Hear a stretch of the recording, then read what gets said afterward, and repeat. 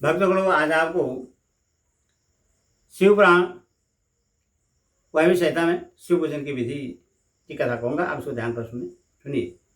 उमली कहते हैं, युधिष्ठिर विशुद्ध के लिए मूल मंत्र के से गंध चंदन मिश्रित जल के द्वारा पूजा स्थान का प्रोक्षण करना चाहिए। इसके बाद वहां फूल बिखरें, अस्त्र मंत्र भट्ट का उच्चारण करके विघ्नों को भगाएं तथा फिर कुछ मंत्र होम से पूजा स्थान को सब ओर से अगुढ़ित करें।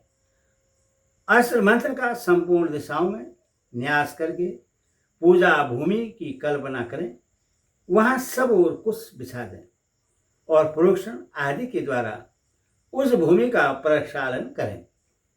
पूजन संबंधी समस्त पात्रों का शोधन करके द्रव्य शुद्ध करें। प्रोक्षणी पात्र, अर्घ पात्र, पात्र और आचमनीय पात्र, इन चारों का प्रक्षालन, प्रोक्षण और विवेक्षण करके इनमें शुभ जल डालें और जितने मिल सके उन सभी पवित्र द्रव्यों को उनमें डालें। पंचरत्न, चांदी, सोना, गंध, पुष्प, अक्षत आदि तथा फल, पल और कुश, ये सब अनेक प्रकार के पुण्य द्रव्य हैं। स्नान और पीने के जल में विशेष रूप से सुगंध आदि एवं शीतल मनोज्ञ पुष्प आदि छोड़ें। पात्र में खस और चंदन छोड़ना चाहिए। आचमन पात्र में विशेषतः जायफल, कपूर, सहेजन और तमाल का चूर्ण करके डालना चाहिए। इलायची सभी पात्रों में डालने की वस्तु है। कपूर, चंदन, कोषाग्र भाग, अक्षत, जौ, धान, तिल, घी, सरसों, फूल और भस्म, इन सब को अर्घ्य पात्र में छोड़ना चाहिए।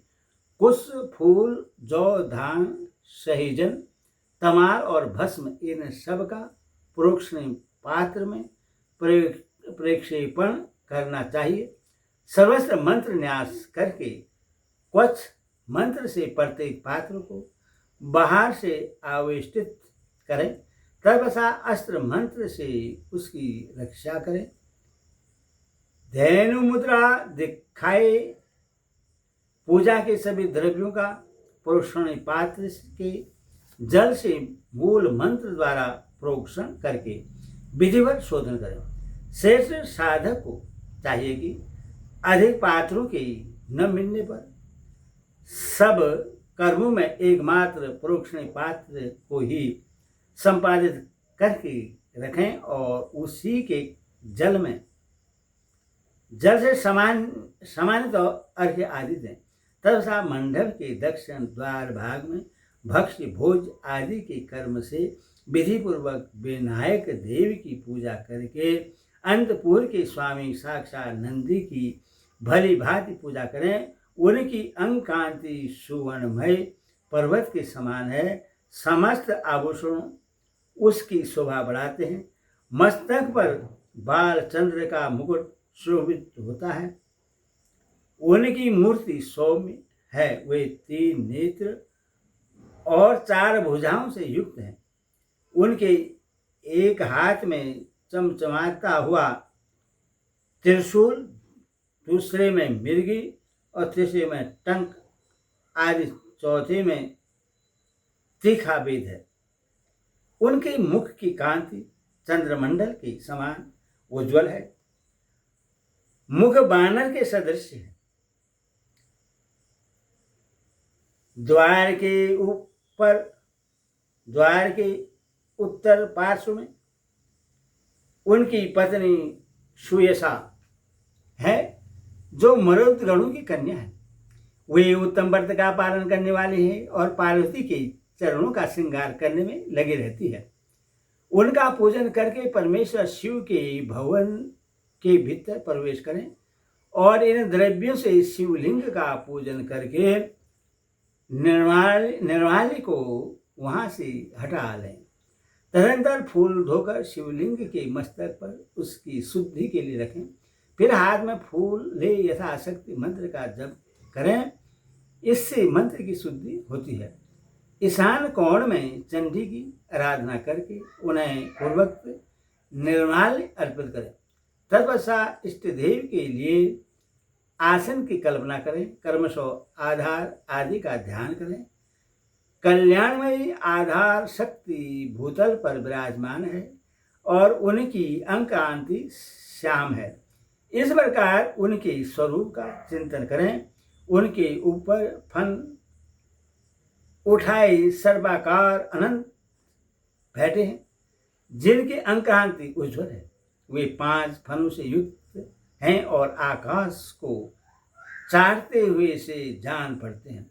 अनंत के ऊपर भद्रासन है, जिसके चारों पायों में सिंह की आकृति बनी हुई है। वे चारों पाए कर्मशः धर्म, ज्ञान, वैराग्य और ऐश्वर्य रूप हैं।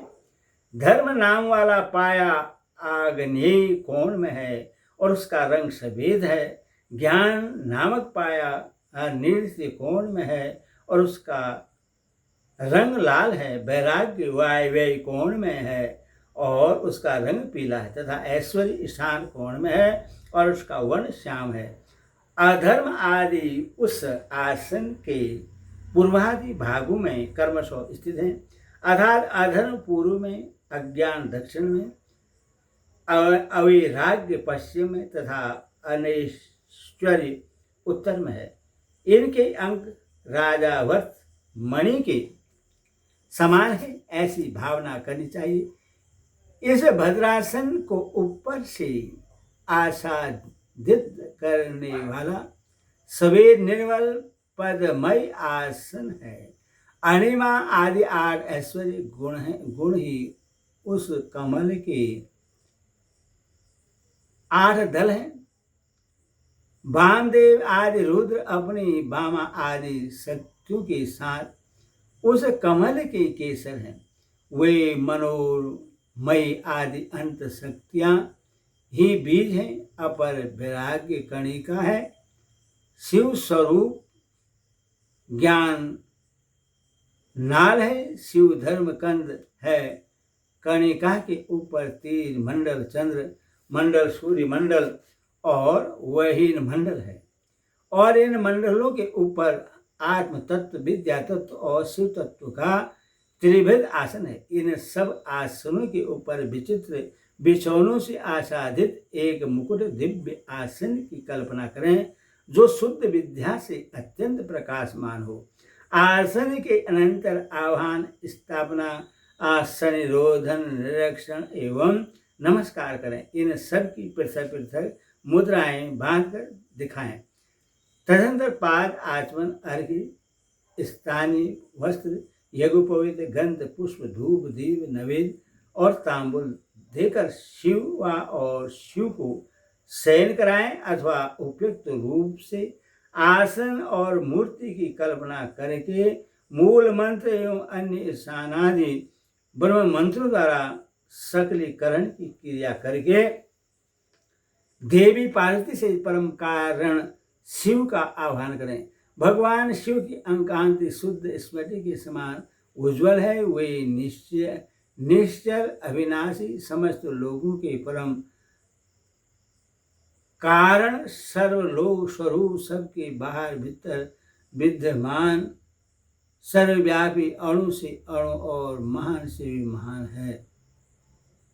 भक्तों को अनायास ही दर्शन देते हैं। सबके ईश्वर एवं अव्ययी हैं। ब्रह्मा, इंद्र, विष्णु तथा रुद्र आदि देवताओं के लिए भी अगोचर हैं। संपूर्ण वेदों के सार तत्व हैं। विद्वानों के भी दृष्टिपथ में नहीं आते। आदि, मध्य और अंत से रहित हैं। भव रोग से ग्रस्त प्राणियों के लिए औषध रूप हैं। शिव तत्व के रूप में विख्यात हैं और सबका कल्याण करने के लिए जगत में सुस्थिर शिवलिंग के रूप में विद्यमान है। ऐसी भावना करके भक्ति भाव से गंध, धूप, दीप, पुष्प और नैवेद्य इन 5 उपचारों द्वारा उत्तम शिवलिंग का पूजन करें। परमात्मा महेश्वर शिव की लिंगमयी मूर्ति की स्नान काल में जय जयकार आदि शब्द और मंगल पाठ करें। पंचगव्य घी, दूध, दही, मधु और शर्करा के साथ फल मूल की सार्थक से तिल, सरसों, सत्तू के उबटन से, जो आदि के उत्तम बीजों से, उड़द आदि के चूर्णों से तथा आटा आदि से आलेपन करके गर्म जल से शिवलिंग को नहलाए। लेप और गंध के निवारण के लिए बेलपत्र आदि रगड़े, फिर जल से नहलाकर चक्रवर्ती सम्राट के लिए उपयोगी उपचारों से अर्थात सुगंधित तेल, फुलेन आदि के द्वारा सेवा करें। सुगंध युक्त आंवला और हल्दी भी कर्म स्व अर्पित करें। इन सब वस्तुओं से शिवलिंग अथवा शिव मूर्ति का भली भांति शोधन करके चंदन मिश्र जल, कुश पुष्प युक्त जल, सुवर्ण एवं रत्न युक्त जल तथा मंत्र सिद्ध जल से कर्मशः स्नान कराएं। इन सब द्रव्यों का मिलना संभव न होने पर यथासंभव सगृहित वस्तुओं से युक्त जल द्वारा अथवा केवल मंत्रित जल द्वारा श्रद्धापूर्वक शिव को स्नान कराएं। कलश, शंख और वर्धनी से तथा कुश और पुष्प से युक्त हाथ के जल से मंत्रोच्चारण पूर्वक इष्ट देवता को नहलाना चाहिए। पवमान सूक्त, रुद्र सूक्त, नील रुद्र सूक्त, त्वरित मंत्र, लिंग सूक्त आदि सूक्त, अर्धव शीर्ष, ऋग्वेद, श्यामवेद तथा शिव संबंधी स्नादि पंच ब्रह्मा मंत्र और शिव मंत्र आदि पर्वण से देव देवीश्वर शिव को स्नान कराएं। जैसे महादेव जी को स्नान कराए उसी तरह महादेवी पार्वती को भी स्नान आदि कराना चाहिए। उन दोनों में कोई अंतर नहीं है क्योंकि वे दोनों सर्वदा समान हैं। पहले महादेव जी के उद्देश्य से स्नान आदि क्रिया करके फिर देवी के लिए उन्हें देवादिदेव के आदेश से सब कुछ करें। अर्धनारीश्वर की पूजा करनी हो तो उसमें पूर्वापर का विचार नहीं है, अतः उसमें महादेव और महादेवी जी के साथ साथ पूजा होती रहती है। शिवलिंग में या अन्यंत्र मूर्ति आदि में अर्धनारीश्वर की भावना से सभी उपचारों का शिव और शिवा के लिए एक साथ ही उपयोग होता है। पवित्र सुगंधित जल से शिवलिंग का अभिषेक करके उससे वस्त्र से पोछें, फिर नूतन वस्त्र एवं यज्ञोपवीत चढ़ाएं।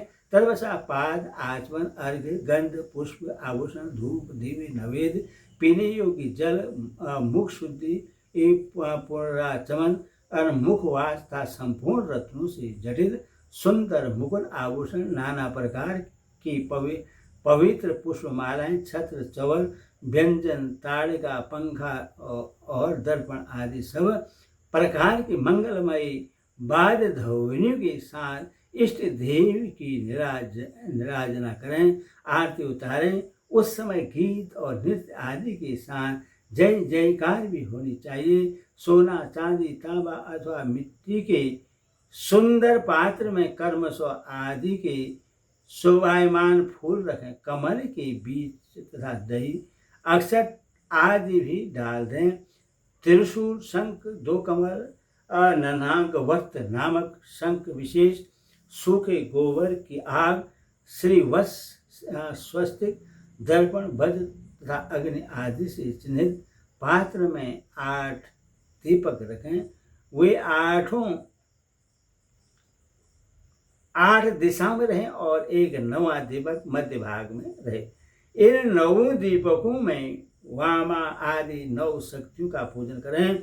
फिर कवच मंत्र से आसाधन और अस्त्र मंत्र द्वारा सब ओर से संरक्षण करके धैर्य मुद्रा दिखाकर दोनों हाथों से पात्र को ऊपर उठाएं अथवा पात्र में क्रमशः 5 दीप रखें। 4 को चारों कोनों में, एक को बीच में स्थापित करें। तत्पश्चात उस पात्र को उठाकर शिवलिंग या शिव मूर्ति आदि के ऊपर क्रमशः 3 बार प्रदक्षिणा कर कर्म से घुमाएं और मूल मंत्र का उच्चारण करता रहें। तदंतर मस्तक पर अर्घ्य और सुगंधित भस्म चढ़ाएं, फिर पुष्पांजलि देकर उपहार निवेदन करें। इसके बाद जल लेकर आचमन कराएं, फिर सुगंधित द्रव्यों से युक्त 5 तांबूल भेंट करें। तत्पश्चात प्रोक्षणी पदार्थों का प्रोक्षण करके नृत्य और गीत का आयोजन करें। लिंग या मूर्ति आदि में शिव तथा पार्वती का चिंतन करते हुए यज्ञासक्त शिव मंत्र का जप करें। जप के पश्चात प्रदक्षिणा, नमस्कार, स्तुति पाठ, आत्मसमर्पण तथा कार्य का विनयपूर्वक विज्ञापन करें। फिर अर्घ्य और पुष्पांजलि दें। विधिवत मुद्रा बांधकर इष्ट देव से त्रुटियों के लिए क्षमा प्रार्थना करें। तत्पश्चात मूर्ति सहित देवता का विसर्जन करके अपने हृदय में उसका चिंतन करें। पाद से लेकर मुख वासा पर्यंत पूजन करना चाहिए अथवा अर्घ्य आदि से पूजन आरंभ करना चाहिए, या अधिक संकट की स्थिति में प्रेम पूर्वक केवल फूल मात्र चढ़ा देना चाहिए। प्रेम पूर्वक फूल मात्र चढ़ा देने से ही परम धर्म का संपादन हो जाता है। जब तक प्राण रहे शिव का पूजन किए बिना भोजन न करें। ओम नमः शिवाय, ओम नमः शिवाय, ओम नमः शिवाय।